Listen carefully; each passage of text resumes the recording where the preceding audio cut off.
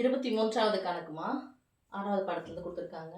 50 × √3 metre உயரமுள்ள ஒரு பாறையின் உச்சியிலிருந்து 30 டிகிரி இறக்க கோணத்தில் தரையில் உள்ள மகிழுந்து பார்க்கப்படுகிறது எனில் மகிழுந்திற்கும் பாறைக்கும் இடையே உள்ள தொலைவை காண்க.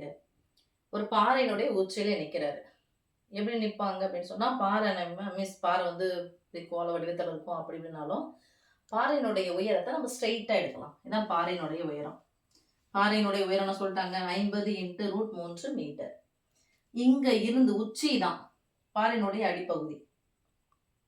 ஸோ பாறையினுடைய உச்சியிலிருந்து தரையில் உள்ள ஒரு மகிழுந்துன்னா மகிழ்ச்சியா போற ஒரு உந்து காரு, அந்த காரை வந்து பாக்குறாரு. இங்க இருந்து ஒரு கார் போகுது, அதை பாக்குறாரு. இதுவும் நேரா தான் இருக்கிறோம், தரையில இருக்கிற மாதிரி.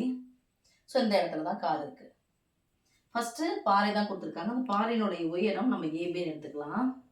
இந்த இடத்துல அங்க பாக்குறாரு. எங்க உட்காந்து பாக்குறாரு? இங்க இருந்து பாக்குறாரு. இந்த பகுதி கிடையாது, இந்த அவுட் ஆஃப் ஃபோக்கஸ்ல தான் வரணும். இப்படி பார்க்கணும், இந்த பகுதியில தான் போகணும். இறக்க கோணம் இதான். எத்தனை டிகிரி? 30 டிகிரி. எதை பார்க்கறாரு? மிஸ் இந்த மாதிரி படம் வரையும் போது கேர்ஃபுல்லா வரையணும். இறக்க கோணம் சொன்னாவே எதை பார்க்கறாரோ இந்த சி என்ற புள்ளியில இருக்குன்னு வச்சுக்கோங்க. எதை பார்க்கறாரோ அதை குறிச்சிக்கணும். அப்ப இது மாதிரி குறிச்சோம்னா கண்டிப்பா இது என்ன வேணும்? நமக்கு முக்கோணம் தேவை. ஏன்னா பாறைக்கும் மகிழுந்திற்கும் இடையே உள்ள தூரத்தை கேட்கறாங்க. அப்ப இது ரெண்டையும் இது பண்ணும். அப்ப எது கேட்கறாங்க? ஏசி கேட்கறாங்க. இப்போ இங்க இசட் வந்து திருப்பி போட்ட மாதிரி இருக்க பாருங்க. ஒன்று விட்ட கோணங்கள் சமம் 30 டிகிரி. ஸோ எங்க இருந்து பாக்குறாங்களோ எதை பாக்குறாங்க அங்கதே 30 டிகிரி குறிச்சிங்கன்னா முடிஞ்சிச்சு. இறக்க கோணம் வரும்போது மட்டும். இறக்க கோணம் எங்க இருந்து பாக்குறாங்க, எதை பாக்குறாங்க. ஸோ எங்க இருந்து தான் பாக்குறாங்க, எதை பாக்குறாங்க? இந்த இடத்துல தான் கார் இருக்கு. அப்ப இதை பாக்குறாங்க. ஸோ ஒன்று விட்ட கோணங்கள் இந்த வெளிப்பகுதியில இங்க பார்த்துருக்கோம். நம்ம கனெக்ஷன் ஆகுது எது? பாறையினுடைய அடிப்பகுதி. அப்ப இங்கதான் நம்ம புள்ளி குறிக்கணும். முக்கோண வடிவத்துல வந்துருச்சு. ஸோ உங்களுக்கு தெரியணுன்றதுக்காக இதை நான் போட்டேன். மற்றபடி யாரை பார்க்குறாங்களோ அந்த இறக்க கோணம் வரும்போது 30 டிகிரி இங்கே போட்டுங்கன்னா சரியாயிடும். அப்படியே இந்த டிகிரி குறிச்ச கையோட இந்த டிகிரிக்கு எதிரில் இருக்கிறது என்ன பக்கம் பாருங்க? எதிர்பக்கம். கோணத்துக்கு எதிரில் இருக்கிறது எதிர்பக்கம். இனி இந்த பக்கம் பக்கத்துல இருக்கிறது அடுத்துள்ள பக்கம். அப்போ எந்த பக்கத்தை கேட்குறாங்க? பாறைக்கும் மகிழுந்திற்கும் இடையே உள்ள தொலைவு தான் கேட்குறாங்க. அப்போ எதிர்பக்கம் இருக்குது, அடுத்துள்ள பக்கம் கேட்குறாங்க. இங்க கோணம் வந்துருச்சு. அப்போ எதிர்பக்கத்தையும் அடுத்துள்ள பக்கத்தையும் கொண்ட ஒரு முக்கோண விதி எப்படின்னு சொன்னா, ட்ரிக்னாமெட்ரி விதி எது அப்படின்னு சொன்னா tan θ. என்ன θ? tan θ.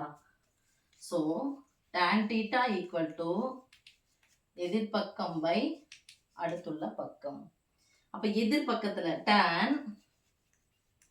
தீட்டாவின் மதிப்பு அது கோண அளவு எவ்வளோ? 30 டிகிரி ஈக்குவல் டு இந்த ஃபார்முலா எழுதினா 1 மார்க். இல்லை மிஸ் நான் ஃபார்முலா எழுதணும் அவசியம் இல்லை, எனக்கு தான் தெரியுமே.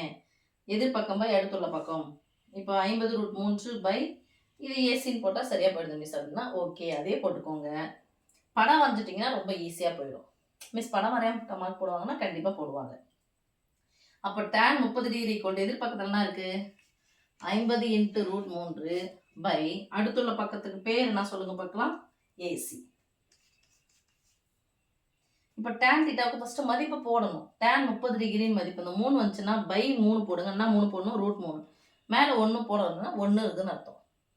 அப்போ tan 30 டிகிரின்னு மதிப்பு ஞாபகம் வச்சுக்கிறதா சொல்றேன். By 1 by √3 equal to 50 √3 by AC. எனக்கு யாரு தேவை? ஏசி தேவை. ஏசி எப்படி இருக்குது? வகுத்தல இருக்குது. வகுத்தலா இருக்கிற ஏசி இந்த பக்கம் வந்தா பெருக்கலாமா? கீழே இருக்குது மேலே வந்துடும். அப்போ இந்த கீழே வந்து இங்கே மேலே போயிடும். ஓர் ஏசி ஏசி ஈக்குவல் டு இது அந்த பக்கம் போயிடுச்சு. நம்பரு 50, முழு எண் 50. இங்க விகிதமுறா நம்பர் √3. அப்போ √3யும் பெருக்குன்னா எக்ஸையும் தான் பெருக்க முடியும். அதே மாதிரி √3 தான் பெருக்க முடியும். √3யும் பெருக்குன்னா வெறும் 3. இல்ல √3 எத்தனை முறை வந்துருக்குது? 2 முறை வந்திருக்குது. அப்போ √3 த ஹோல் ஸ்கொயர் பெருக்குன்னா ஸ்கொயரு. ஸ்கொயரும் தான் ஆயிடுச்சு, கேன்சல். அதான் வெறும் 3ன்னு சொன்னோம். √3யும் பெருக்குனா வெறும் 3. அப்போ ரெண்டுத்துக்கு நடுவுலனா குறிய நான் படிக்கும் போதே 50 × √3 தான் படித்தேன். ஸோ 50 × √3 பெருக்குனா வெறும் 3. A c equal to 3 15. இங்கே ஒரு 0. அழகு எதில் தந்திருக்காங்க? மீட்டர். பதில் எழுதும்போது எப்படி சாமி எழுதணும்? பாறைக்கும் மகிழுந்திற்கும் பாறைக்கும் இடையே உள்ள தொலைவுன்னு எழுதணும். ஓகே.